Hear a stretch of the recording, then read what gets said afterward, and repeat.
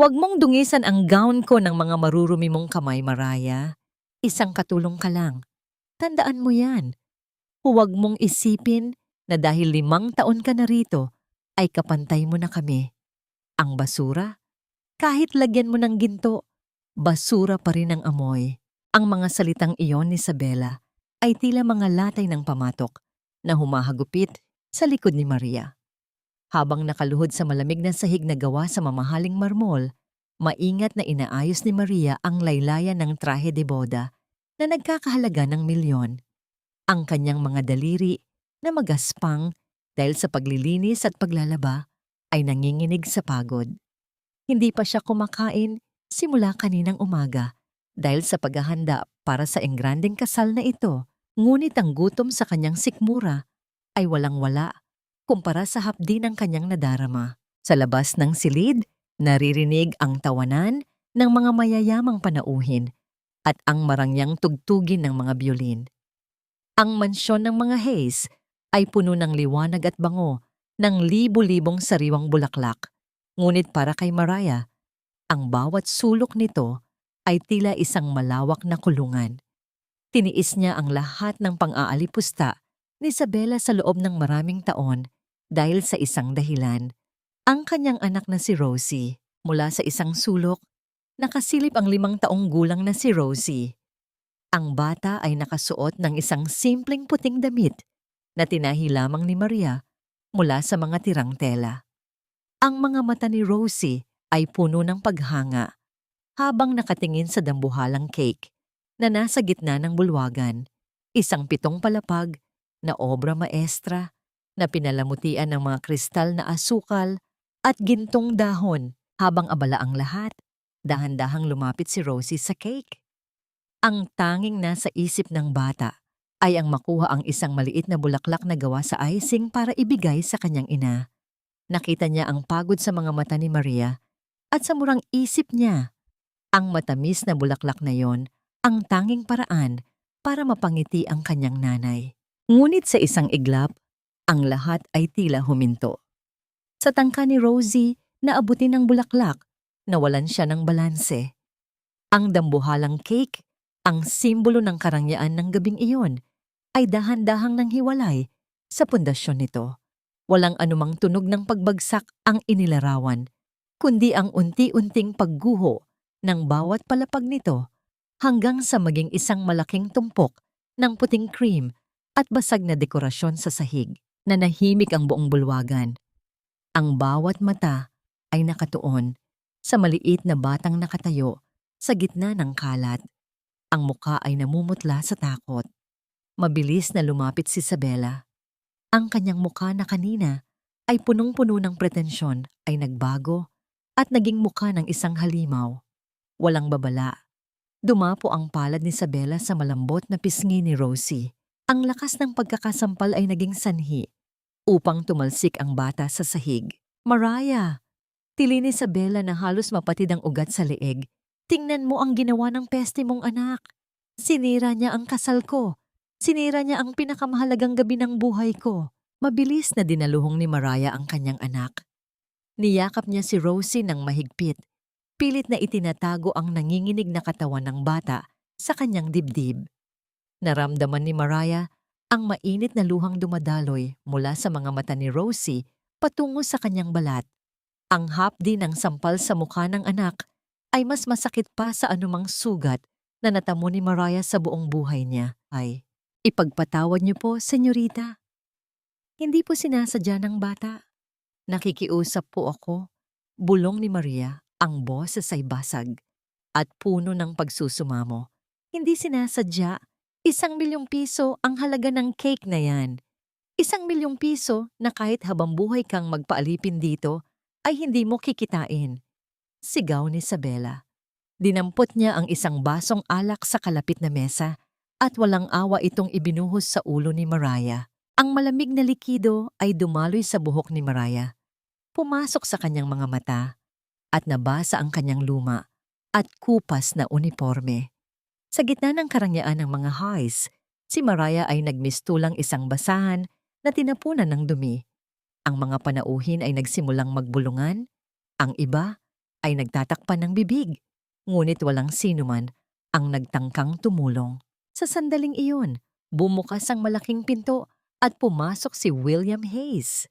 Ang kanyang postura ay matikas, ang kanyang mga mata ay malamig, ngunit may kalalimang hindi maipaliwanag. Tumingin siya sa guho ng cake, kay Isabela na nanginginig sa galit, at kay Mariah na nakaluhod sa sahig habang yakap ang umiiyak na bata. William, mabuti at nandito ka. Tingnan mo ang ginawa ng mga hampas lupa na ito. Kailangan silang mabulok sa kulungan.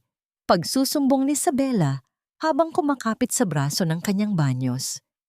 Hindi nagsalita si William. Lumakad siya ng dahan-dahan patungo sa direksyon ni Mariah. Ang bawat hakbang niya ay tila kulog sa pandinig ni Mariah. Inasahan ni Mariah ang pinakamasamang mangyayari. Inasahan niyang ito na ang katapusan ng kanilang pananatili sa ilalim ng bubong na ito. Tumigil si William sa harap nila. Yumuko siya ng bahagya at may dinampot mula sa sahig sa tabi ng paa ni Mariah. Ito ang kaisa-isang bulaklak na icing na hindi nadurog. Ang bulaklak na gustong makuha ni Rosie para sa kanyang ina. Tumingin si William kay Mariah. Ang kanyang mga mata ay pilit binabasa ang emosyong itinatago ng babaeng nasa kanyang paanan.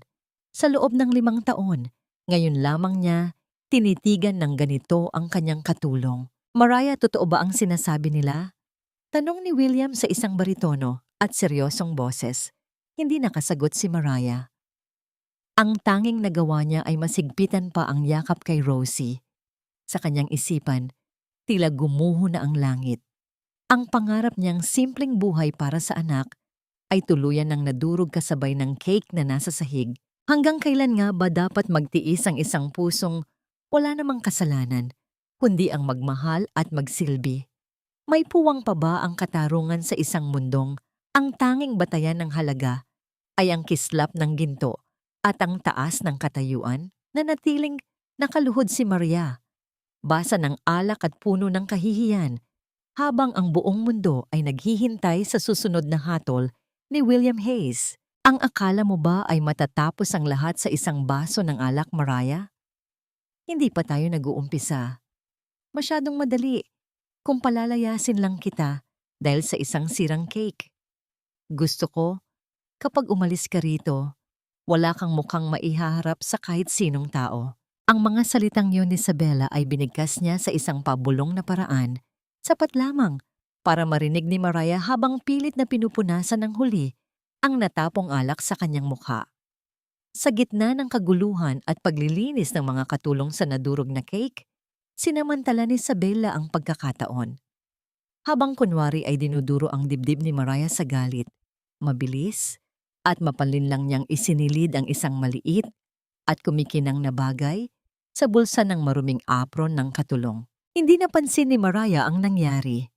Ang tanging nararamdaman niya ay ang panginginig ng kanyang mga kamay habang pilit na pinatatahan si Rosie na ngayon ay nakasubsob sa kanyang leeg. Ang bawat hikbi ng bata ay tila isang kutsilyong humahati sa puso ni Mariah. Sa kabilang dako, si William ay abala sa pakikipag-usap sa mga security at sa kanyang ina na si Doña Aurora, sinusubukang pakalmahin ang mga naguguluhang panauhin. Biglang isang matinis na tili ang bumasag sa bulong ng mga tao. Ang aking hikaw, ang minanang hikaw ni Lola, nawawala. Sigaw ni Isabela habang hawak ang kanyang magkabilang tainga. Ang kanyang mukha ay biglang nagbago mula sa galit tungo sa matinding pagkataranta. Isang acting na tila pang pelikula. Nawawala ang mga brilyante. Sigurado akong suot ko yun kanina bago mangyari ang lahat ng ito. Dahil sa halaga ng tinutukoy na alahas, ang buong bulwagan ay muling nabalot ng tensyon. Ang mga brilyanteng iyon ay hindi lamang basta hiyas.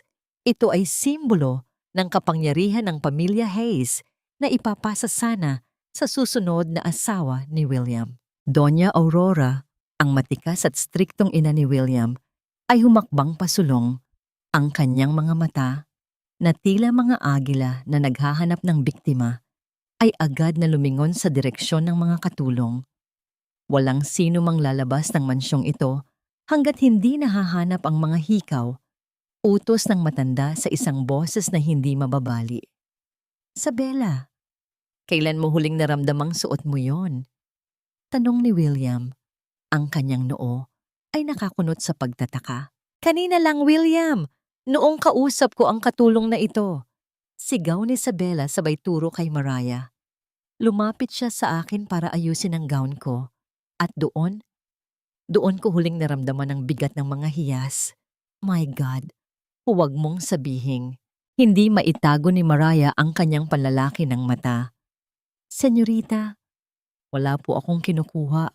Hindi ko po magagawa yon. Nauutal na depensa ni Mara.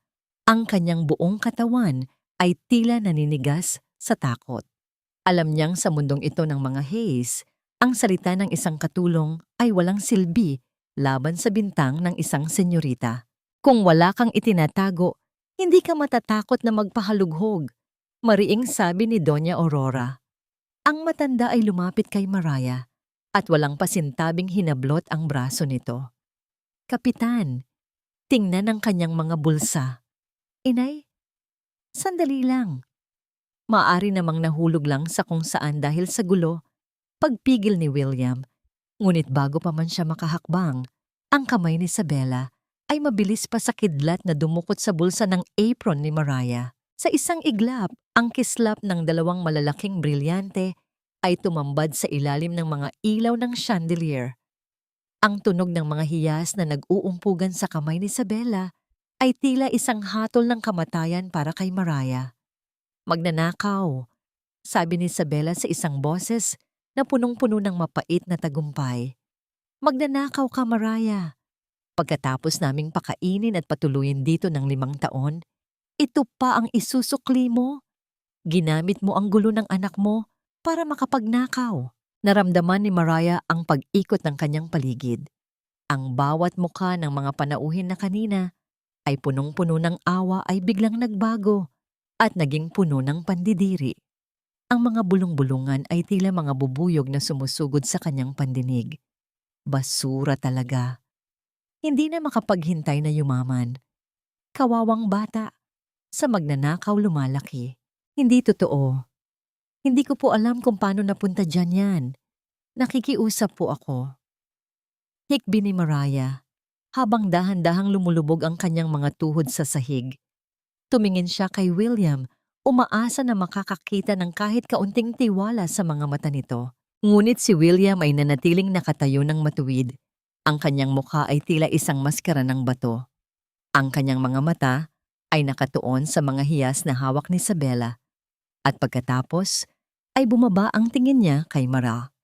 May kung anong kirot sa kanyang puso. Ngunit ang ebidensyang nakita ng lahat ay tila isang pader na hindi matitibag. Dinala mo ang kahihiyan sa pamamahay na ito, Maria. Malamig na sabi ni Doña Aurora. Hindi ko hahayaang marungisan ang pangalan ng mga Hayes ng isang kriminal. William, gawin mo ang nararapat. Sa gitna ng kahihiyan, sa ilalim ng mapanghusgang tingin ng lahat, naramdaman ni Mariah ang malamig na kamay ni Rosie na humahawak sa kanyang pisngi. Nay, uwi na po tayo. Takot po ako. Bulong ng bata. Doon, sa gitna ng marangyang bulwagan na naging entablado ng kanyang pagbagsak, napagtanto ni Maria ang isang masakit na katotohanan. Kahit gaano mo kintabi ng iyong pagsisilbi, kahit gaano mo ibigay ang iyong katapatan, sa mata ng mga taong ito, mananatili kang dumi na madaling itapon kapag hindi na kailangan. Kinuha ni William ang mga hikaw mula kay Sabela. Lumakad siya patungo kay Mariah at tumigil sa harap nito. Ang katahimikan sa pagitan nila ay tila isang dambuhalang bangin na walang hangganan. Mariah, totoo ba ito? Muling tanong ni William. Ang boses ay mas mahina. Tila may pakiusap na sana ay magmali siya. Tumingala si Mariah. Ang kanyang mga mata ay punong-puno ng luha. Ngunit may isang uri ng paninindigan na biglang sumulpot mula sa kanyang pagkadurog. Hindi ko po ninakaw ang mga yan, senyorito. At alam niyo po sa loob niyo kung anong klaseng tao ako. Ipakulong mo na ang babaeng yan, William. Huwag mo nang hintayin na nakawan pa tayo ng mas higit pa sa alahas. Ang boses ni Doña Aurora ay tila isang hatol na umalingaw-ngaw sa bawat sulok ng marangyang silid-aklatan. Nakatayo si William sa gitna ng silid. Ang kanyang mga kamay ay nakasandal sa mabigat na mesa na gawa sa nara.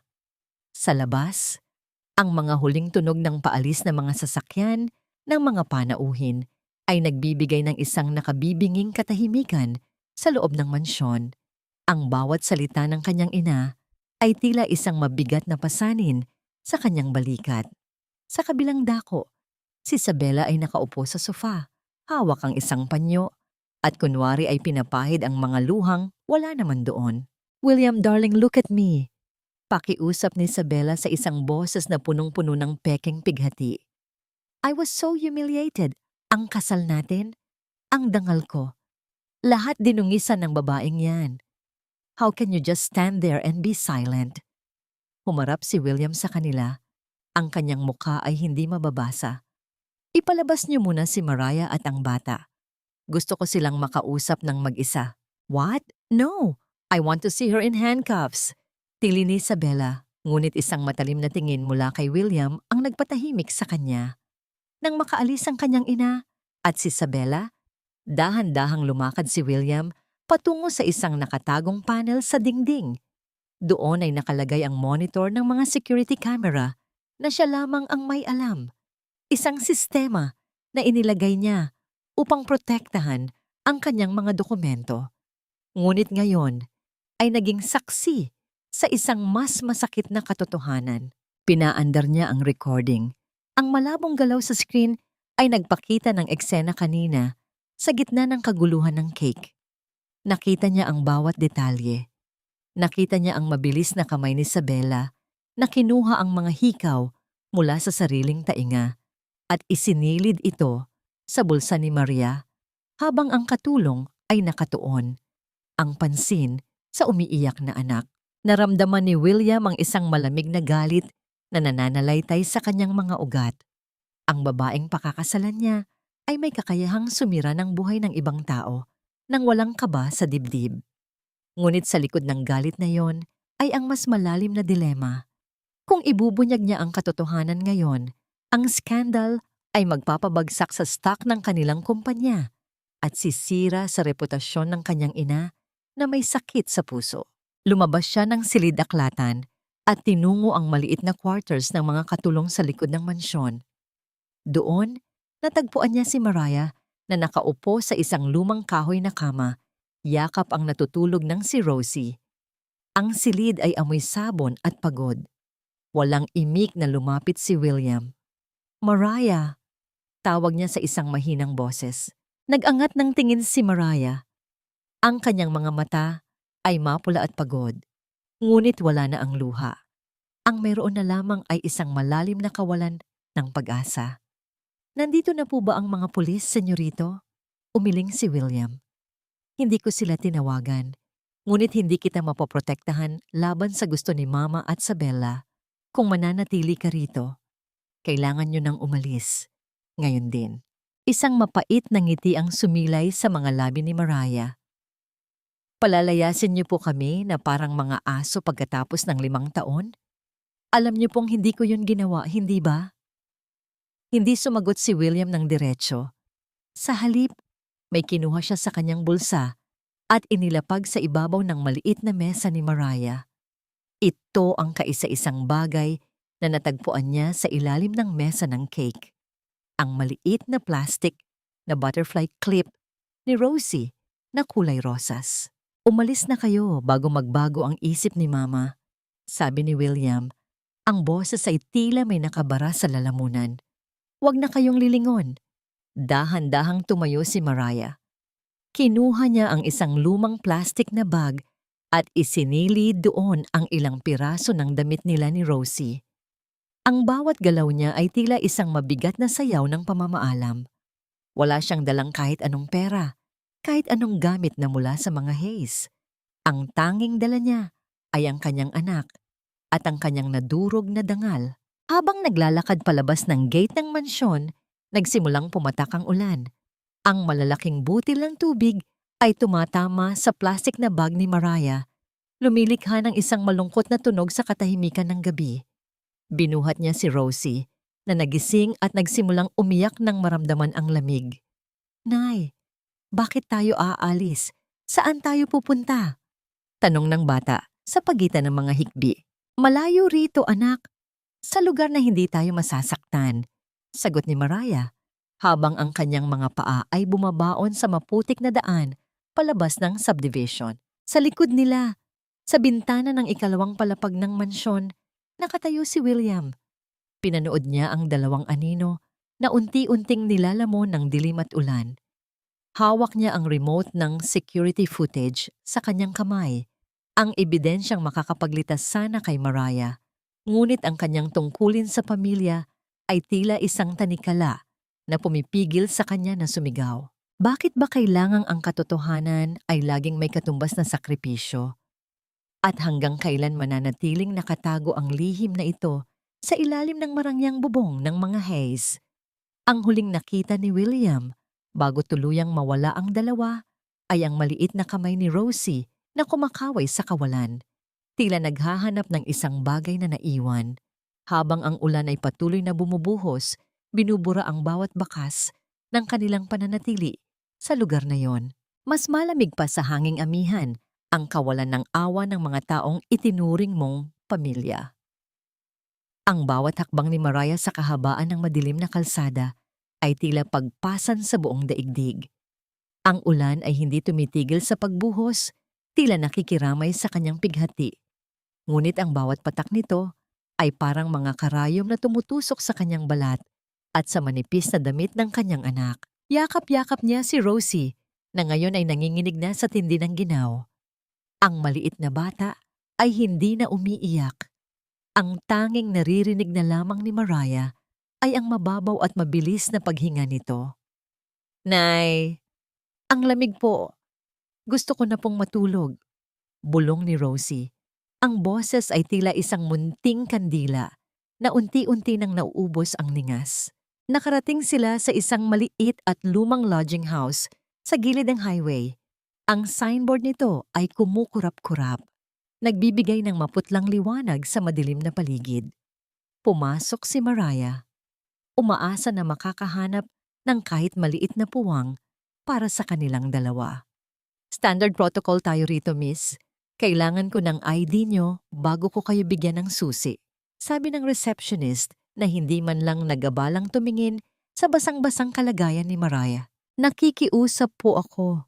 Naiwan ko po ang gamit ko. May sakit po ang anak ko. Kailangan lang namin ng masisilungan," pagsusumamo ni Mariah. Ang kanyang mga mata ay punong-puno ng pakiusap, ngunit ang babae sa counter ay nanatiling matigas. "Pasensya na, utos ng management. At saka, kailangan nyo ring magbayad ng down payment. 1,500 para sa isang gabi." Dagdag nito habang nagbubura ng kuko. Napahawak si Mariah sa kanyang bulsa. Wala siyang dalang kahit isang sentimo. Sa pagmamadali at gulo kanina, ang tanging nadala niya ay ang kanyang dangal na pilit dinurog ni Isabela. Tumingin siya sa kanyang daliri, ang manipis na gintong sing-sing na pamana ng kanyang ama bago ito bawian ng buhay. Ito ang kaisa-isang hiyas na itinago niya sa loob ng maraming taon, ang kanyang huling koneksyon sa kanyang nakaraan. Lumabas si Mariah ng lodging house at tinungo ang isang malapit na pawn shop na bukas 24 oras. Ang amoy ng lumang bakal at alikabok sa loob ng sanglaan ay tila sumasakal sa kanya. "Magkano po rito?" tanong niya habang inilalapag ang singsing sa ibabaw ng glass counter. Tiningnan ng lalaki ang singsing ng walang kaganang-gana. "Manipis na to. 500 pesos lang ang kaya kong ibigay. Pero higit pa po dyan ang halaga nito. Kailangan ko lang po para sa gamot ng anak ko," pakiusap ni Mariah. "Tanggapin mo o hindi, iyan lang ang presyo," sagot ng lalaki. Wala nang nagawa si Mariah. Tinanggap niya ang 500 piso Isang halagang sapat lamang para sa ilang pirasong gamot at isang gabi sa pinakamurang silid sa kabilang kalsada. Habang hinahawakan ng pera, naramdaman niya ang isang matinding pagkamuhi sa kanyang sarili. Ipinagpalit niya ang alaala ng kanyang ama para sa isang gabing pahinga. Bit-bit ang isang maliit na supot ng gamot at tinapay, bumalik siya sa kalsada. Ngunit habang naglalakad, biglang tumigil ang isang lumang jeepney sa kanyang harapan. Isang matandang lalaki, si Mang Berting, ang sumungaw mula sa bintana. Ang kanyang mukha ay punong-puno ng mga kulubot na dala ng panahon at hirap. Ngunit ang kanyang mga mata ay may taglay na init na matagal nang hindi nararamdaman ni Mariah. Iha, sumakay na kayo. Huwag mong hayaang mamatay ang bata sa ginaw dyan sa labas. Sabi ni Mang Berting sa isang malumanay na boses. Wala po akong sapat na pambayad. Simula ni Mariah, ngunit itinaas ng matanda ang kanyang kamay. Hindi lahat ng bagay sa mundo ay binabayaran, iha. Ang malasakit ay libre. Halika na. Dinala sila ni Mang Berting sa kanyang maliit na bahay sa isang squatter area sa gilid ng Riles. Bagaman gawa lamang sa tagpi-tagping yero at kahoy ang dingding, ang loob nito ay tuyo at mainit. Doon, dahan-dahang ipinatong ni Mariah ang kanyang anak sa isang malinis na banig. Hinipo niya ang noo ni Rosie. Nagbabaga ito sa lagnat. Bakit kailangang dumanas ng ganitong hirap ang isang batang walang malay? Ano bang kasalanan ang nagawa ko para ganito tayo parusahan ng tadhana? Tanong ni Mariah sa sarili habang pinupunasan ang katawan ni Rosie ng maligamgam na tubig. Habang ang paligid ay nababalot ng tunog ng ulan na tumatama sa bubong na yero, isang biglaang tunog ng malakas na pagpreno ng sasakyan ang bumasag sa katahimikan ng gabi sa labas ng bahay ni Mang Berting. Isang marangyang sasakyan na pamilyar kay Mariah ang huminto.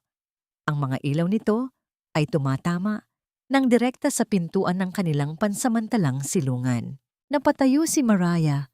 Ang kanyang puso ay tila gustong lumabas sa kanyang dibdib. Sa gitna ng dilim at hirap, sino ang mag-aabalang hanapin sila? At kung ito man ay mula sa mga haze, dala ba nito ay tulong o isa na namang bagong unos na wawasak sa natitira nilang pag-asa? Ano ba, William? Isang katulong lang yon. Bakit ba hanggang ngayon ay iniisip mo pa rin ang babaeng magnanakaw na yun? Dapat nga ay nagpapasalamat tayo dahil wala na siya rito para mamerwisyo. Ang matinis na boses ni Isabela ay tila isang gadgad sa pandinig ni William habang nakatayo siya sa gitna ng kanyang opisina. Tinitigan ni William ang kanyang pansamantalang asawa-to-be. Si Isabela ay kasalukuyang nagsusukat ng mga bagong alahas na tila ba walang nangyaring trahedya kagabi. Ang kawalan ng pakiramdam nito ay nagdulot ng isang malamig na kilabot sa gulugod ni William. Sa bawat kislap ng brilyante sa leeg ni Isabela, nakikita ni William ang mga mata ni Mariah na punong-puno ng luha at ang panginginig ni Rosie sa ilalim ng ulan. Dahan-dahang binuksan ni William ang kanyang laptop at muling pinanood ang footage ng CCTV. Ang bawat frame ay isang sampal sa kanyang pagkalalaki. Nakita niya ang sarili niyang nakatayo, tahimik, at walang kibo habang dinudungisan ng dangal ng isang inang walang ibang hangad kundi ang protektahan ang kanyang anak. Ang katahimikan ni William ay naging kasangkapan ng kasamaan at ang katotohanan iyon ay tila isang lason na unti-unting pumapatay sa kanyang konsensya. Lumabas ka, Isabela, mahinahong sabi ni William, ngunit ang talim sa kanyang boses ay sapat na para mapatigil ang babae sa kanyang ginagawa. What? Are you kicking me out because of that servant? Singal ni Isabela, ang kanyang mukha ay namula sa galit. Sabi ko, lumabas ka muna. Gusto kong mapag-isa. Ulit ni William, ang kanyang mga kamay ay nakakuyom sa ilalim ng mesa hanggang sa mamuti ang kanyang mga kasukasuan. Nang makaalis si Isabela na padabog na isinara ang pinto, agad na kinuha ni William ang kanyang susi ng sasakyan. Hindi siya maaaring manatiling nakaupo sa loob ng marangyang silid na ito habang alam niyang nasa panganib ang 2 taong naging bahagi ng kanyang buhay sa loob ng 5 taon. Ang bawat segundo ng kanyang pag-aalinlangan ay tila isang dagdag na latay sa likod ni Mariah. Pinatakbo ni William ang kanyang sasakyan sa gitna ng baha at madidilim na eskinita ng lungsod. Pinuntahan niya ang bawat murang lodging house, bawat terminal ng bus, at bawat sulok na posibleng tinuuan ng isang taong walang matuluyan. Ang marangyang sasakyan niya ay tila isang dayuhan sa gitna ng kahirapan, ngunit wala siyang pakialam. Ang tanging nasa isip niya ay ang makita ang maputlang mukha ni Mariah. Nakarating siya sa isang maliit at madilim na sanglaan na malapit sa highway. May kung anong udyok sa kanyang loob na pumasok doon. "May nagpunta ba rito kagabi? Isang babae na may kasamang bata?" Tanong ni William sa lalaki sa counter. "Marami ang nagpupunta rito, boss. Pero may isa ngang babaeng basang-basa ng ulan. Isinangla niya ang isang lumang singsing na ginto." Sagot ng lalaki habang kinukuha ang isang maliit na plastic mula sa drawer. Nang makita ni William ang singsing, tila tumigil ang pagtibok ng kanyang puso. Iyon ang singsing na laging suot ni Mariah, ang tanging alaala na natira sa kanyang yumaong ama. Ang katotohanang kailangang isuko ni Mariah ang pinakaiingatan niyang kayamanan para lamang sa ilang pirasong papel ay nagdulot ng isang matinding hapdi sa dibdib ni William. Ang dangal na binuo ni Mariah ng 5 taon ay ipinagpalit niya sa 500 piso para lang mabuhay ang kanyang anak. "Nasaan siya? Saan siya pumunta?" Tanong ni William. Ang kanyang boses ay nanginginig sa pagsisisi. "Hindi ko alam, boss. Pero nakita ko siyang sumakay sa isang lumang jeepney na patimog." Sagot ng lalaki. Mabilis na bumalik si William sa kanyang sasakyan. Ang bawat patak ng ulan sa kanyang windshield ay tila mga luhang hindi niya maibuhos. Paulit-ulit na bumabalik sa kanyang isipan ang tanong, paano niya nagawang manahimik?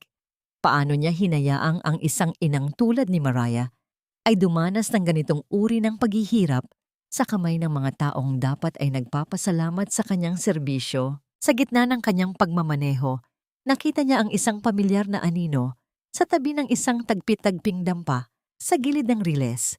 Isang maliit na liwanag mula sa loob ng dampa ang tumatama sa isang babaeng nakatayo sa labas, yakap ang kanyang sarili habang nakatingin sa kawalan. Ito na ba ang dulo ng paghahanap ni William? O ito pa lamang ang simula ng isang mahabang proseso ng paghingi ng tawad at pagpapagaling sa mga sugat na siya mismo ang nagpahintulot na malikha? Ang kislap ng mga ilaw ng kanyang sasakyan ay tumama sa mukha ng babae. Nakita ni William ang gulat, takot, at ang matinding pagod sa mga mata ni Mariah. Sa sandaling iyon, napagtanto ni William na ang hiyas na nawala sa kanya ay hindi ang brilyante ni Isabella, kundi ang tiwala ng tanging babaeng nakakita sa kanyang tunay na pagkatao sa likod ng kanyang yaman. Ang bawat kalyo sa aking mga kamay ay katibayan ng aking pagbangon, ngunit ang bawat sugat sa aking puso ay tila ayaw pa ring maghilom. Habang hinihimas ni Mariah ang kanyang mga palad na namumula sa maghapong paghuhugas ng mga dambuhalang kawa, tinitigan niya ang payapang mukha ng kanyang anak. 1 buwan na ang lumipas, simula ng talikuran niya ang mansyon ng mga Hayes. At sa maliit na karinderya ni Aling Sora, natagpuan niya ang isang uri ng katahimikan na hindi nabibili ng salapi. Dito, sa gitna ng usok ng nilagang baka at amoy ng bagong saing na kanin, si Mariah ay hindi nakatulong. Siya ay si Mariah na maasahan, ang kanang kamay ni Aling Sora na marunong makisama sa mga driver ng DAIP at mga construction worker na doon ay kumakain. Ang bawat barya na kanyang kinikita ay may lasa ng pawis at dangal. Isang bagay na pilit na kinuha sa kanya sa loob ng marangyang bahay ni William. "Iha, magpahinga ka na muna. Kanina ka pa walang tigil sa pagkayod." Bati ni Aling Sora habang inilalapag ang isang basong malamig na tubig sa harap ni Mariah. Ang matanda ay may mga matang tila nakakabasa ng kaluluwa. Minsan, nahuhuli ni Mariah si Aling Sora na nakatingin sa kanya ng matagal. May kasamang malalim na buntong hininga na tila may naaalalang nakaraan. Kailangan ko po ito, Aling Sora. Para kay Rosie.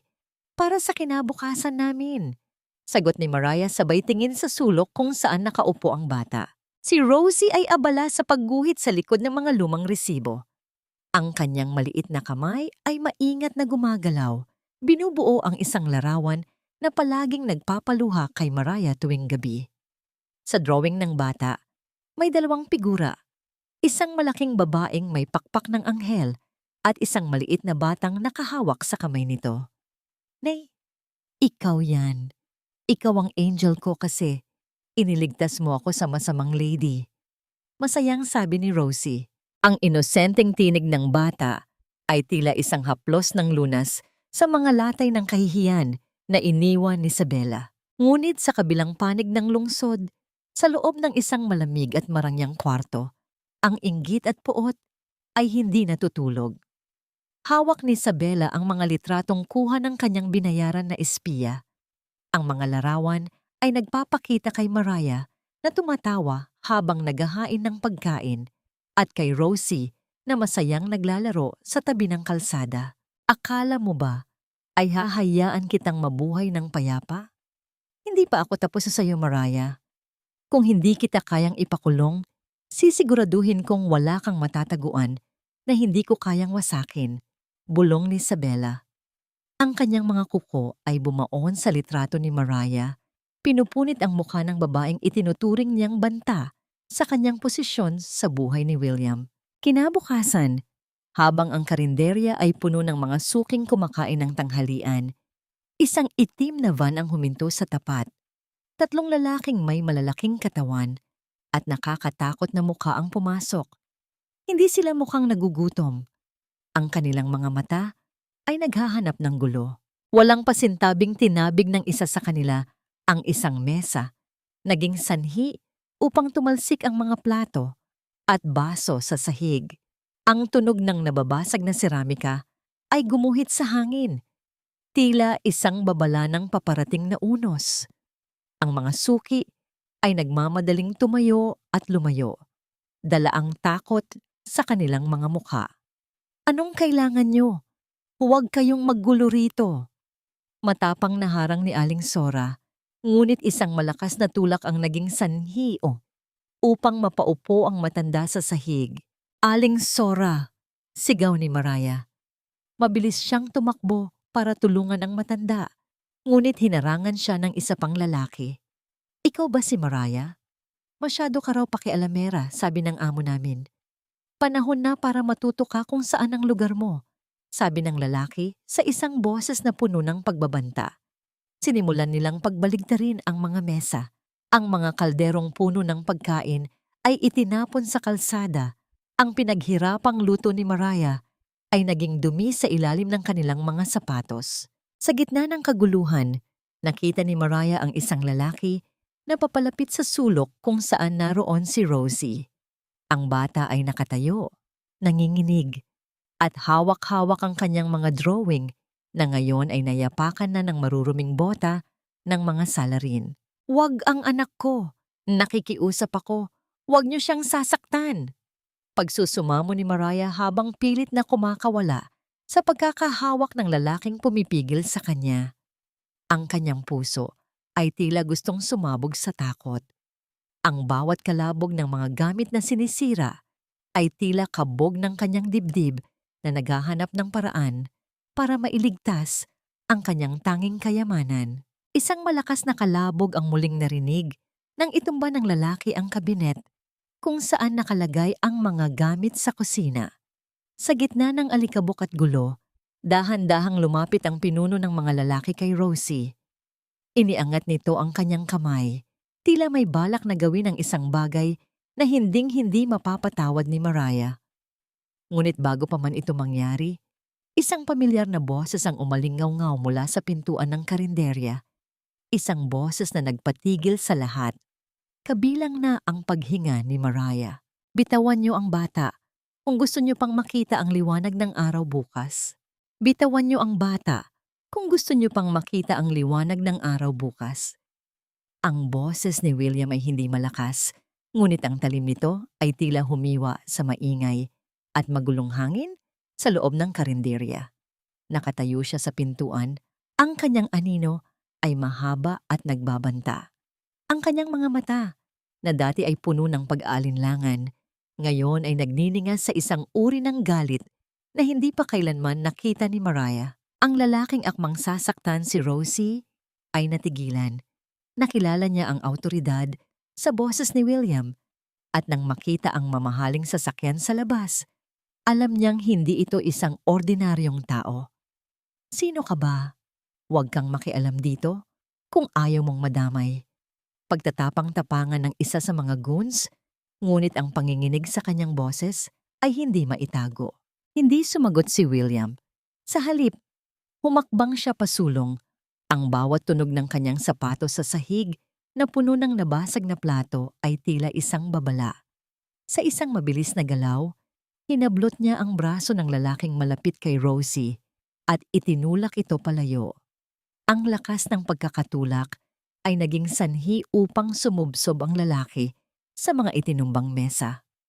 Umalis na kayo bago ko patawagan ang mga taong mas masahol pa sa akin ang trato sa mga tulad nyo, malamig na banta ni William. Dahil sa takot, mabilis na nagkatinginan ng mga lalaki at nagmamadaling lumabas ng tindahan. Ang ingay ng kanilang mabilis na pag-alis ay unti-unting napalitan ng isang nakabibinging katahimikan. Maliban sa mabigat na paghinga ni Maria at ang mahinang hikbi ni Rosie, dinaluhong ni Mariah ang kanyang anak. Niyakap niya ito nang higit pa sa higpit, tila sinusubukang ibalik ang pakiramdam ng seguridad na winarak ng mga masasamang loob. Rosie, anak, okay ka lang ba? May masakit ba sa'yo? Tanong ni Mariah. Ang kanyang mga kamay ay mabilis na hinahaplos ang muka at balikat ng bata. Lumapit si William. Ang kanyang muka ay puno ng pag-aalala. Mariah, pasensya na. Huli na ako nang dumating. Ngunit bago pa man niya matapos ang kanyang sasabihin, tumayo si Maria at hinarap siya. Walang pasalamat sa kanyang mga mata. Ang tanging naroon ay isang matinding pait at ang mataas na bakod ng kanyang paninindigan. Anong ginagawa niyo rito, senyorito? Hindi ba't sapat na ang kahihiyang-gihiyang ibinigay niyo sa amin sa mansyon niyo? Bakit kailangan niyo pa kaming sundan dito sa aming putikan? Natigilan si William. Ang bawat salita ni Mariah ay tila isang sampal na mas masakit pa sa anumang pisikal na saktan. Nandito ako para humingi ng tawad at para tulungan kayo. Alam ko ang ginawa ni Isabela. Alam ko na ang katotohanan. Isang mapait na tawa ang kumawala sa mga labi ni Mariah. Katotohanan? Ngayon niyo lang nalaman? Noong kailangan namin ng katarungan, nasaan kayo? Nanahimik kayo habang tinatapon kami na parang basura. At ngayon, dahil lang sa nakita niyo ang gulo rito, bigla kayong magiging bayani. Dahan-dahang yumuko si William. Nakita niya ang mga drawing ni Rosie na nagkalat sa sahig, nayapakan at marumi. Pinulot niya ang isa, ang larawan ng isang anghel na may hawak na bata. Na tila sumaksak sa kanyang konsensya, ang inosenteng pangarap ng isang bata ay nadungisan ng puot na siya mismo ang nagpahintulot na lumaki. Hindi ko mababayaran ng dangal mo, Maria, pero hayaan mong ayusin ko ang pinsalang ito. Sabi ni William sabay labas ng isang makapal na bundle ng pera mula sa kanyang bulsa. Para kay Aling Sora, para sa tindahan, at para sa paglipat nyo sa mas ligtas na lugar. Tumingin si Mariah sa pera, pagkatapos ay sa mga mata ni William. Sa isang mabilis na galaw, tinabig niya ang kamay ni William. Naging sanhi upang magkalat ang mga libo-libong piso sa sahig, kasama ng mga dumi at tirang pagkain. Hindi nabibili ng pera ang katahimikan ng gabi ko, William. At hindi rin yan mabubura ang takot sa mga mata ng anak ko. Mariing sabi ni Mariah. Ang pagtawag niya sa pangalan ni William ng walang senyorito ay tila pagtatapos ng kanilang ugnayan bilang amo at katulong. Umalis na kayo. Huwag na kayong babalik. Sa gitna ng tensyon, si Aling Sora, na kanina pa nakamasid sa isang sulok, Habang hinihimas ang kanyang nasaktang balikat, ay biglang nagsalita. William Hayes, ang anak ni Aurora. Hindi ko akalaing ang apo ng taong nanira sa buhay ko ang siyang darating para iligtas kami. Ang kanyang tinig ay puno ng isang misteryong tila nagmula pa sa nakaraang ilang dekada na ang nakalilipas. Napatitig si William kay Aling Sora. May kung anong pamilyar sa mukha ng matanda na hindi niya matukoy. Ngunit bago pa siya makapagtanong, naramdaman niya ang isang maliit na kamay na humahawak sa kanyang binti. Si Rosie, sa gitna ng kanyang mga luha, ay tumingin kay William. Ang kanyang maliit na mukha ay puno ng pagkalito, ngunit may kasamang pananabik. Tito William, nandito ka po? Akala ko po, galit ka rin sa amin? Sinuway ni Mariah ang anak. Rosie, halika rito. Huwag kang lalapit sa kanya.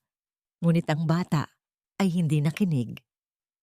Mami, siya yung nagbigay sa akin ng clip. Siya yung palaging nagbibigay sa akin ng chocolate dati kapag tulog ka na. Sabi ni Rosie sa isang inosenteng boses na yumanig sa buong pagkatao ni Mariah. Nanlaki ang mga mata ni Mariah. Hindi niya alam na sa loob ng 5 taon nilang pananatili sa mansyon, may mga lihim na pagtatagpo at kabutihan pa lang ipinapakita si William sa kanyang anak sa tuwing hindi siya nakatingin. Ang katahimikan sa loob ng karinderya ay naging mabigat sa pagitan ng puot ni Mariah, ng pagsisisi ni William at ng misteryosong nakaraan ni Aling Sora.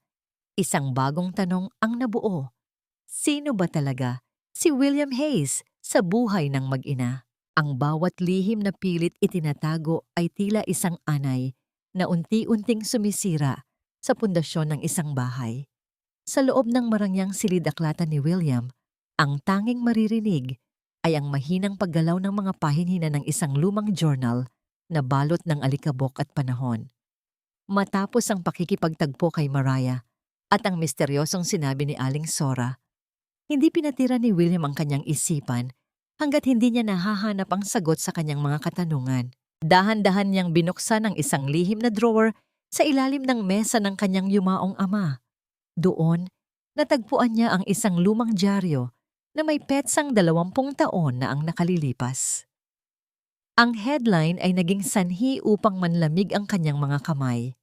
Driver, buwis buhay na iniligtas ang anak ng milyonaryong si Hayes sa isang malagim na aksidente. Tila bumalik ang kanyang gunita sa isang madilim na gabi noong siya ay bata pa lamang.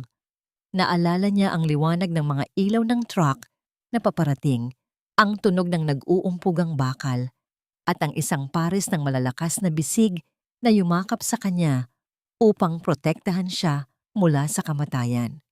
Ang lalaking iyon ay si Manuel Dizon, ang ama ni Mariah. Namatay si Manuel hindi dahil sa aksidente, kundi dahil sa komplikasyon ng mga sugat na natamo nito habang inililigtas si William. Nabalik lamang ang diwa ni William nang makita niya ang isang sulat na nakaipit sa journal. Ito ay mula sa kanyang ama na nagsasabing ang pamilya Hayes ay may utang na loob na hindi mababayaran ng salapi sa pamilya Dizon. Ang pagpasok ni Mariah sa mansyon bilang katulong ay hindi dahil sa kailangan niya ng pera, kundi dahil sa huling habilin ng kanyang ama na pagsilbihan ng pamilyang iniligtas nito. Diyos ko, Maria, bulong ni William. Ang kanyang boses ay tila isang panalangin ng pagsisisi. Inalagaan sila ni Maria, pinagsilbihan at tiniis ang lahat ng pang-aalipusta dahil sa katapatan sa isang pangakong binuo ng dugo at sakripisyo. At ano ang isinukli nila? Tinrato nila siyang basura at pinalaya sa gitna ng ulan. Ngunit may isa pang bagay na nakakuha ng atensyon ni William sa loob ng envelope. Isang litrato ni Mariah noong siya ay nasa kolehiyo pa, maganda, masayahin at puno ng pangarap. Ngunit ang katabi niya sa litrato ay ang taong hindi inaasahan ni William. Ito ay si Lucas, ang pinsan ni William na matagal nang itinakwil ng pamilya dahil sa pagiging iresponsable at pagkakasangkot sa masasamang gawain. Biglang nagdugtong-dugtong ang lahat sa isipan ni William. Ang mga mata ni Rosie, ang hugis ng kanyang ilong. Ang bata ay hindi lamang basta anak ni Mariah. Si Rosie ay isang Hayes. Ang batang tinatrato nilang dumi sa kalsada ay may dugong nananalaytay na kapareho sa kanya. Pinagtaksila ni Lucas si Mariah, iniwan itong buntis, at sa halip na magsumbong sa pamilya Hayes, pinili ni Mariah na manahimik at magsilbi bilang katulong upang protektahan ang dangal ng pamilya ng kanyang ama. Ang bawat piraso ng katotohanan ay tila isang munting kimot sa puso ni William na unti-unting nagiging isang malaking sugat.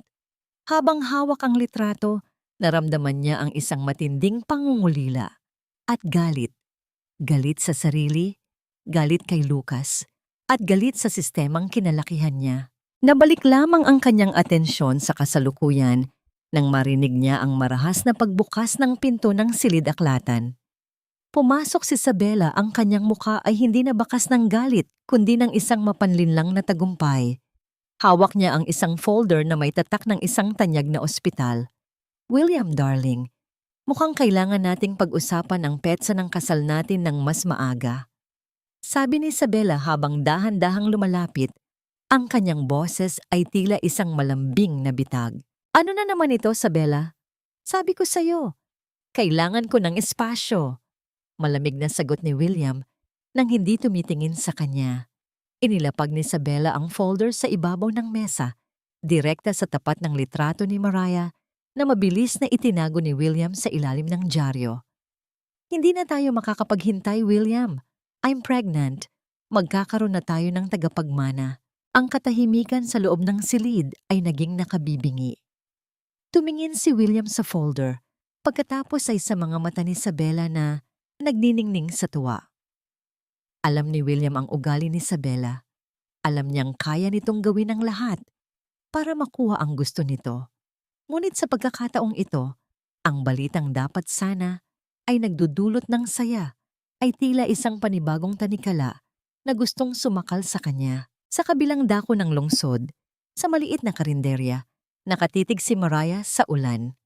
Ramdam niya ang bigat ng nakaraan na tila muling kumakatok sa kanyang pinto. Hindi niya alam na ang mga lihim na pilit niyang ibinaon ay unti-unti nang humuhulagpos, at ang bagyong akala niya ay tapos na, ay nagsisimula pa lamang mag-ipon ng lakas. Sino ang papanigan ni William? Ang tungkulin sa isang anak na dala ni Isabela? O ang katarungang matagal nang ipinagkait sa inang si Maria at sa batang si Rosie? Hindi mo ba naintindihan, Mariah? Kahit kailan, hindi magiging kabilang ang isang dumi sa marangal na pamilya Hayes. Isang hamak na katulong ka lang na nangarap ng mataas, at ngayon, heto ang mapait mong gising. Ang boses ni Isabela ay tila isang matalim na labaha na humihiwa sa katahimikan ng maliit na karinderya ni Aling Sora. Nakatayo siya roon, suot ang isang mamahaling puting bestido na tila sumisimbolo sa kanyang kalinisan, habang si Mariah ay abala sa pagpupunas ng mga mesang puno ng mantika. Ang pagdating ni Isabela ay tila isang maruming anino na pilit lumalamon sa payapang mundo na sinisikap itayo ni Mariah. Inilapag ni Isabela sa ibabaw ng basang mesa ang isang kopya ng dyaryo at ang isang ultrasound report. "Mabuti pang malaman mo na ito mula sa akin bago mo pa marinig sa iba. I'm pregnant with William's child. Magpapakasal na kami sa susunod na buwan. Kaya kung iniisip mong gagamitin mo ang batang yan para makabalik sa mansyon, kalimutan mo na." Naramdaman ni Mariah ang paghinto ng pag-ikot ng kanyang mundo. Ang basahang hawak niya ay dahan-dahang nalaglag sa sahig, ngunit hindi niya ito napansin. Ang tanging naririnig niya ay ang mabilis na tibok ng kanyang puso na tila isang tambol na nagbababala ng panganib. Ang bawat salita ni Isabela ay parang mga lason na unti-unting pumapatay sa huling pag-asa na itinago niya sa isang sulok ng kanyang kaluluwa. Tumingin si Mariah sa ultrasound report. Isang maliit na itim na tuldok, isang buhay na magiging hadlang sa katarungang pangarap niya para kay Rosie. Sa kabilang bahagi ng silid, nakita niya si Rosie na nakasilip mula sa likod ng kurtina Ang mga mata ng bata ay puno ng takot at hindi pagkakaintindi. Bakit kailangang mangyari ito? Bulong ni Mariah sa kanyang sarili. Ang kanyang lalamunan ay tila punong-puno ng tuyong buhangin, mahapdi at mahirap lunukin. Bakit kung kailan sinusubukan naming bumangon, doon pa darating ang mas malakas na unos? Sa kabilang dako, sa loob ng isang madilim na opisina ng klinika, isang lihim na transaksyon ang nagaganap.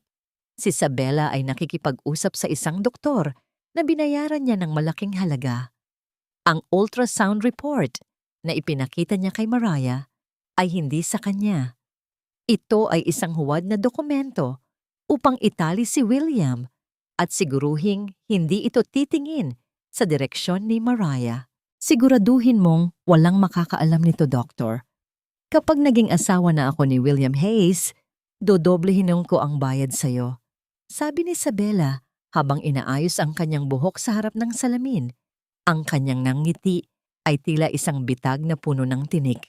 Para kay Isabela, ang pag-ibig ay isang laro ng kapangyarihan at ang katotohanan ay isang bagay na madaling baluktutin. Nabalik ang eksena sa karinderya.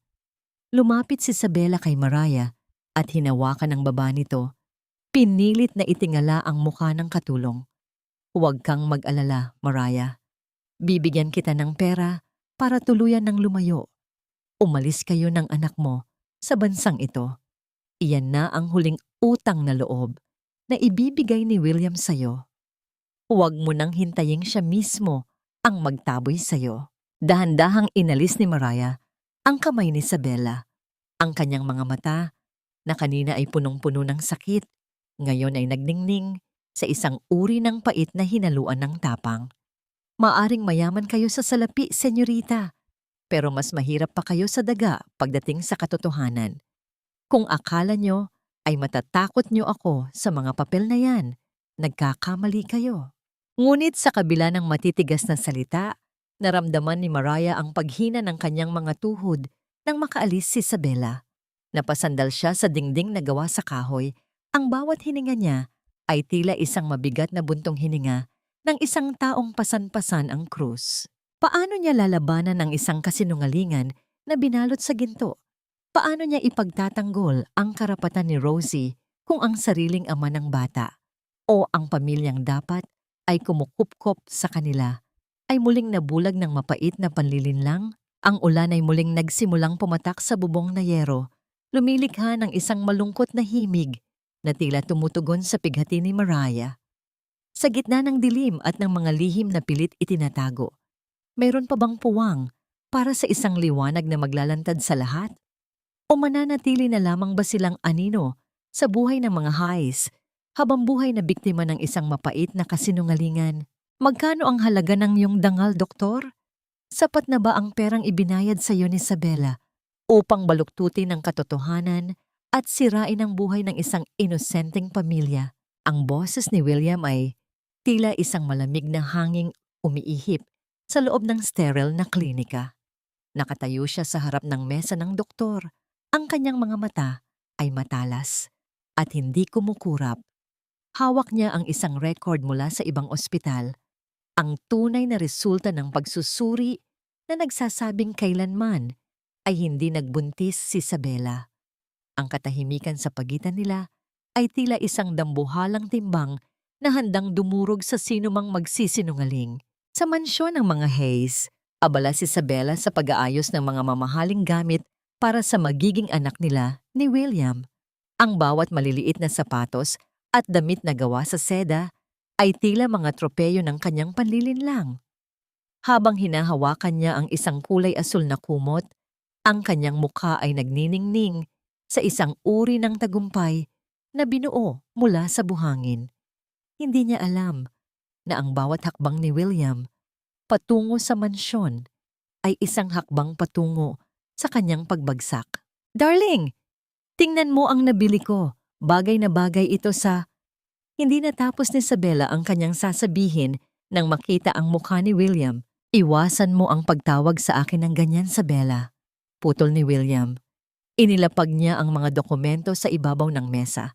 Ang tunay na medical report ay tumambad sa paningin ni Isabela, tila isang salamin na naglalantad ng kanyang tunay at maruming anyo.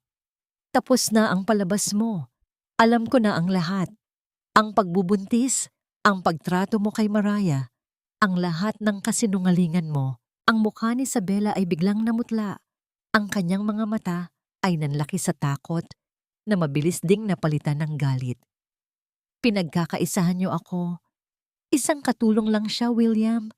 Bakit ka naniniwala sa kanya kaysa sa akin? Ginagawa ko lang ito dahil mahal kita. Ang kanyang boses ay naging matinis. Tila isang sirang plaka na pilit nagdadahilan. Nakarating ang sigawan sa pandinig ni Doña Aurora. Ang matandang babae ay dahan-dahang pumasok sa silid.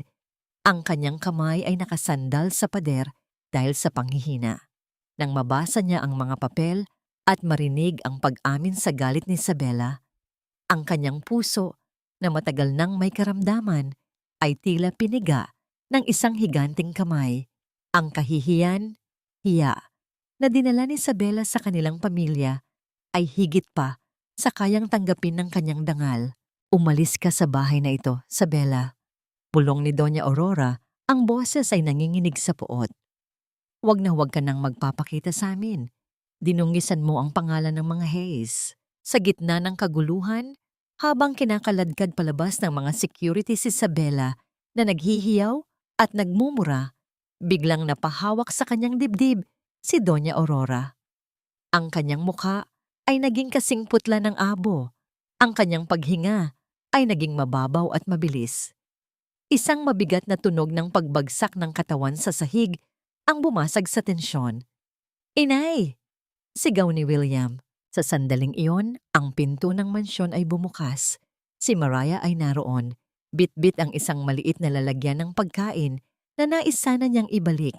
Isang huling pagtatangka na tapusin ang lahat ng maayos. Nang makita ang nakahandusay na matanda, hindi nag-atubili si Mariah. Binitawan niya ang kanyang dala at mabilis na lumapit. Ang kanyang mga kamay, na sanay sa pag-aalaga, ay mabilis na gumalaw upang bigyan ng paunang lunas ang matanda habang naghihintay ng ambulansya. Ang galit at puot ay tila naglaho sa silid, napalitan ng isang matinding takot para sa buhay ng matanda. Si Maria, ang babaeng itinaboy at minaltrato, ang siyang nag-iisang nagbibigay ng pag-asa sa gitna ng hapdi. Makalipas ang ilang oras sa ospital, ang bawat segundo ay tila isang taon para kay William. Habang nakaupo sa tabi ni Mariah sa hallway, naramdaman niya ang init ng balat ng babae nang dahan-dahan niyang hawakan ang kamay nito. Walang salita, tanging ang tunog ng kanilang mga hininga at ang malayong tunog ng mga kagamitan sa ospital ang namamagitan. Ang sugat ng nakaraan ay naroon pa rin, ngunit may isang bagong uri ng pag-asa na nagsisimulang tumubo. Ngunit sa labas, sa dilim ng gabi, ang galit ni Isabela ay hindi pa namamatay. Habang nakatingin siya sa ilaw ng ospital mula sa loob ng kanyang sasakyan, ang kanyang mga mata ay puno ng balak na paghihiganti. Kung hindi siya magiging masaya, sisiguraduhin niyang walang sino man ang matitira. Nakita niya si Rosie na lumabas ng ospital kasama ang driver ni William upang kumuha ng gamit sa sasakyan. Ang bata ay tumatakbo ng masaya, walang kamalay-malay sa panganib. Mabilis na tinapakan ni Isabela ang gas. Ang dagundong ng makina ay tila isang babala ng paparating na kamatayan. "Kung hindi ka mapapa sa akin, William, mawawala ang lahat ng mahalaga sa'yo," bulong ni Isabela habang ang sasakyan ay bumibilis patungo sa maliit na batang nasa gitna ng kalsada. Walang halaga ang sarili kong buhay kung ang kapalit nito ay ang pagkaputol ng iyong munting pangarap. Ang kalsada sa tapat ng ospital ay nababalot ng malamig na liwanag mula sa mga poste ng ilaw. Ngunit ang katahimikang ito ay biglang bumasag ng ang isang itim na sasakyan ay humarurot ng walang pakundangan. Ang dagundong ng makina ay tila isang galit na halimaw na sumusugod mula sa kadiliman. Sa gitna ng daan, nakatayo si Rosie, Bit-bit ang kanyang paboritong manika na nahulog mula sa kanyang kamay. Ang bata ay napatigil, naninigas ang mga binti, habang ang dalawang dambuhalang ilaw ng sasakyan ay papalapit sa kanya. Tila mga mata ng kamatayan na handang lumamon. Mula sa gilid ng kanyang paningin, nakita ni Mariah ang lahat. Ang bawat segundo ay tila bumagal. Nakita niya ang mukha ni Isabela sa likod ng manibela, isang mukhang wala na sa katinoan, puno ng puot at desperasyon. Hindi na nag-isip si Maria. Ang kanyang katawan ay gumalaw ayon sa dikta ng kanyang puso. Isang instingto na tanging mga ina lamang ang nakakaalam. "Rosie, anak!" Isang hiyaw na punong-puno ng takot ang kumawala sa lalamunan ni Mara. Sa isang mabilis na pagtalon, narating niya ang kanyang anak. Gamit ang lahat ng lakas na natitira sa kanyang pagod na katawan, itinulak niya si Rosie patungo sa malambot na damuhan sa gilid ng kalsada. Ang sumunod na nangyari ay isang malakas na tunog ng bakal na tumatama sa laman at buto. Ang katawan ni Maria ay tumalsik sa hangin bago marahas na bumagsak sa semento. Ang tunog ng pagpreno ng sasakyan ay gumuhit sa kalsada. Lumilikha ng amoy ng nasusunog na goma na humalo sa amoy ng malamig na gabi. Tumama ang sasakyan ni Isabela sa isang poste ng kuryente, naglalabas ng mga kislap ng kuryente na tila mga paputok ng isang trahedya. "Nay! Nanay!" Ang boses ni Rosie ay tila galing sa malayo. Isang matinis na pag-iyak na bumasag sa panandaliang katahimikan. Ang bata ay mabilis na gumapang patungo sa kanyang ina na ngayon ay nakahandusay at hindi gumagalaw. Lumabas si William mula sa pintuan ng ospital. Ang kanyang mukha ay namumutla habang nasasaksihan ng eksenang tila kinuha mula sa kanyang pinakamasamang bangungot. "Mariah! Diyos ko, Mariah!" Ang kanyang boses ay nanginginig habang tumatakbo siya patungo sa duguan at walang malay na babae. Dinaluhong ni William si Mariah. Dahan-dahan niyang inangat ang ulo nito. Ang kanyang mga kamay ay agad na nabahira ng mainit na likido. Ang mukha ni Mariah ay maputla. Ang kanyang mga mata ay nakapikit. At ang kanyang paghinga ay tila isang manipis na sinulid na anumang oras ay mapuputol. Huwag kang bibitaw, Mariah. Nakikiusap ako," bulong ni William. Ang kanyang mga luha ay pumapatak sa pisngi ni Mariah. "Kailangan ka ni Rosie. Kailangan kita. Huwag mo kaming iwan." Mabilis na dumating ang mga nurse at doktor mula sa emergency room. Ang katahimikan ng gabi ay napalitan ng tunog ng mga gulong ng stretcher na mabilis na itinatakbo sa hallway. Ang bawat hakbang nila ay tila isang karera laban sa kamatayan. Habang ipinapasok si Mariah sa loob, nanatili si William sa labas, hawak-hawak ang nanginginig na si Rosie. Ang kabilang panig ng kalsada ay napuno ng mga pulis. Si Isabela, nasugatan din ngunit gising, ay kinaladkad palabas ng kanyang sasakyan. Wala sa kanyang mukha ang pagsisisi. Tanging isang nakakatakot na tawa ang kumawala sa kanyang mga labi bago siya tuluyang isinakay sa patrol car. Ang katarungan ay dumarating, ngunit ang halaga nito ay tila napakataas. Lumipas ang mga oras sa loob ng intensive care unit. Ang tanging maririnig ay ang ritmo ng heart monitor, isang regular na tunog na tila nagsisilbing hininga ng silid. Nakaupo si William sa tabi ng kama ni Maria. Ang kanyang mga kamay ay nakasabit sa kanyang ulo. Si Rosie ay nakatulog na sa sofa, sa sulok, yakap ang kanyang manikang may bakas ng dumi mula sa kalsada. Tumayo si William at lumapit kay Mariah. Hinawakan niya ang malamig na kamay nito at dahan-dahang inilapit sa kanyang mukha. "Patawarin mo ako, Mariah. Patawarin mo ako dahil hinayaan kong umabot tayo sa ganito. Kung binigyan lang sana kita ng halaga nung una pa lang, hindi ka sana nakahiga dyan ngayon." Nang gabing iyon, ang katahimikan ng isang makapangyarihang lalaki na ngayon ay durog na durog sa harap ng babaeng dati ay itinuturing lamang niyang katulong.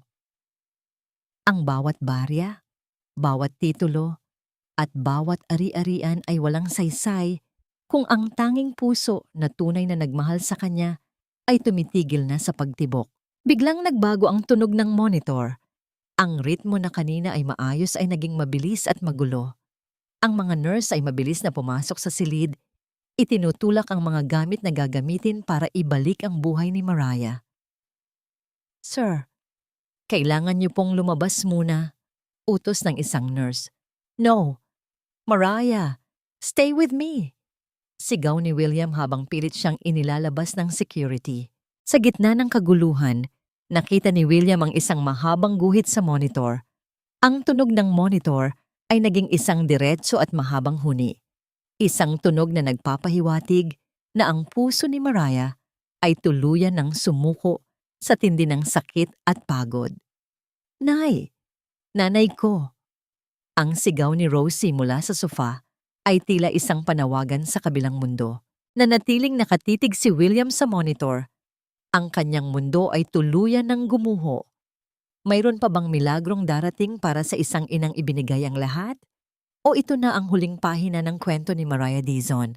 Ang bawat tibok ng puso ay isang pagkakataon para sa bagong simula.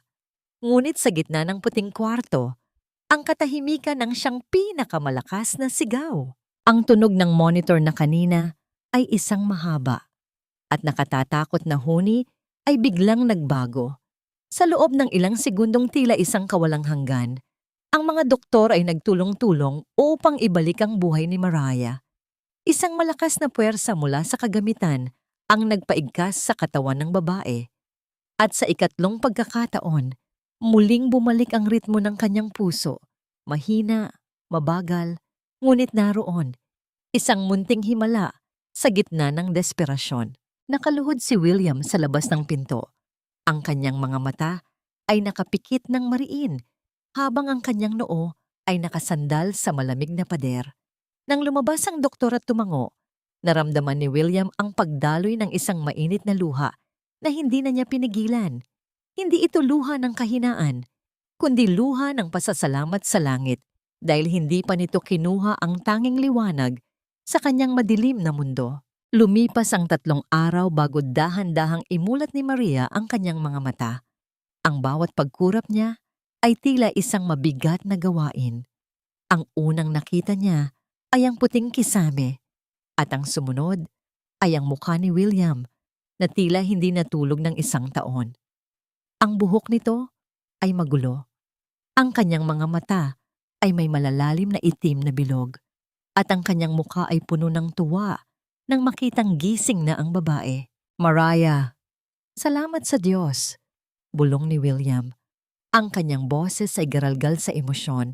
Dahan-dahan niyang hinawakan ang kamay ni Maria, tila natatakot na baka mabasag ito kung hihigpitan niya ang hawak. Si Rosie?" Ang unang salitang lumabas sa mga tuyong labi ni Mariah. "Ligtas siya, Mariah. Natutulog siya sa labas kasama ang yaya. Wala siyang galos dahil sa'yo," sagot ni William habang dinadampian ng basang tela ang mga labi ni Mariah. Sa sandaling iyon, bumukas ang pinto at pumasok si Doña Aurora. Ang matandang babae na dati ay laging nakatingala at puno ng kayabangan, ngayon ay tila lumiit sa tindi ng hiyang nadarama. Lumapit siya sa kama ni Maria. Ang kanyang mga kamay ay nanginginig. May inilabas siyang isang maliit na pilus na kahon. "Maria, anak," simula ni Doña Aurora. Ang pagtawag niya ng anak ay naging sanhi upang manlaki ang mga mata ni Mariah.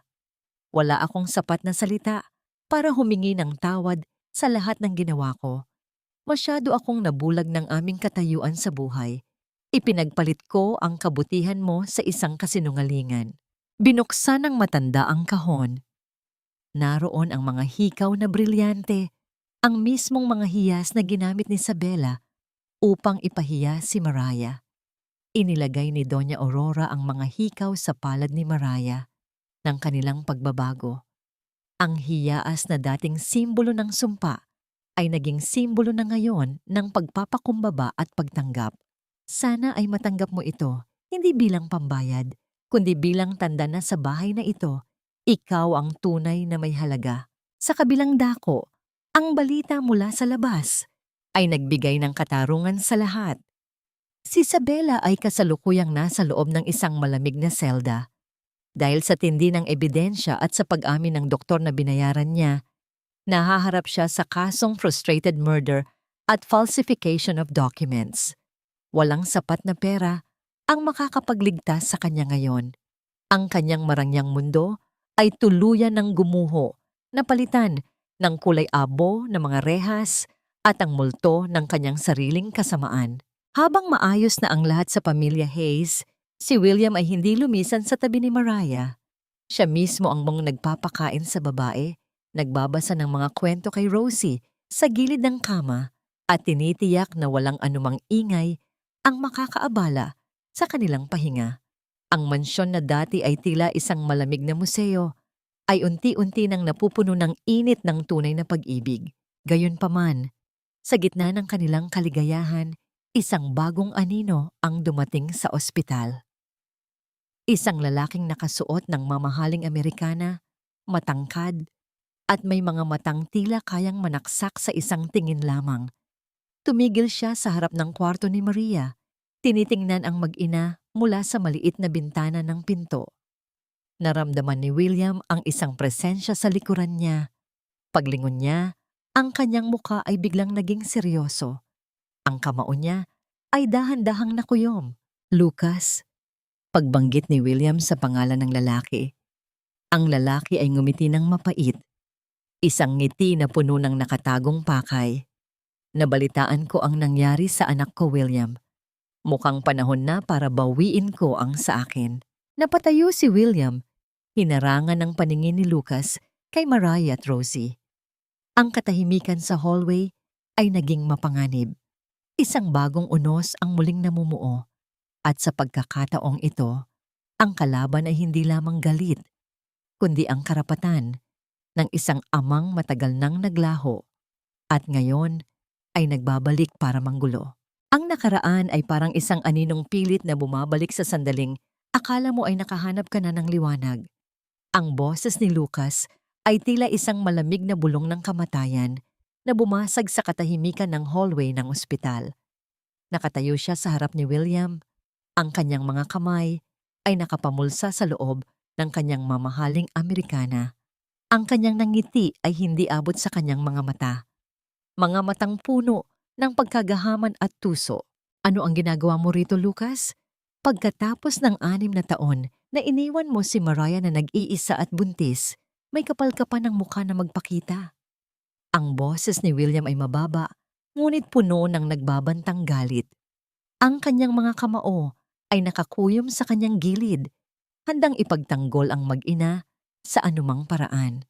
Huwag kang masyadong seryoso. Pinsan, tawa ni Lucas, isang tunog na tila nagkakasunod-sunod na pagkabasag ng tuyong dahon. Nalaman ko lang naman na ang anak ko ay isang Hayes pala. At narinig ko rin na ang ating lolo ay nag-iwan ng isang malaking trust fund para sa unang apo na lalaki o babae.